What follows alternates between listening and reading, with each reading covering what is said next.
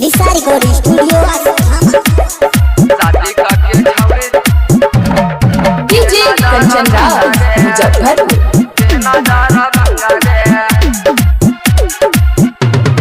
राजा गिर घुमैलिया नालंदा गए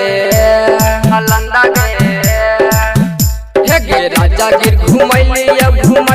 नालंदा गे शादी करके छौड़ी चला गे ना दारा भंगा गे हमारा के छौड़ी तू तकार दे नालंदा गे शादी करके छौड़ी चला गे ना दारा भंगा गे राजा गिर घुमैलिया नालंदा गे शादी करके छौड़ी चला गे ना दारा भंगा गे ना दारा भंगा गे ना दारा भंगा गे शादी करके डीजे कंचन राज मुजफ्फरपुर। काहे लगनी ऐसन बोली गे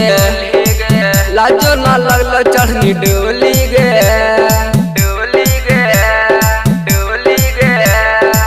हे गे काहे लगनी ऐसन बोली गे लाजो ना लगलो चढ़नी डोली गे तोरे चलते छौड़ी हम ना हाइले हलियो गंगा गे हे गे तोरे चलते छौड़ी हम ना हाइले हलियो गंगा गे शादी करके छौड़ी चला गे ना दारा भंगा गे हमारा के छौड़ी तू तकार दे ना लंगा गे शादी करके छौड़ी चला गे ना दारा भंगा गे ना दारा भंगा गे ना दारा भंगा गे शादी करके डीजे कंचन राज मुजफ्फरपुर। तनी सन कैना छौड़ी साबर गे अंकिता बाबू हलौला भर गे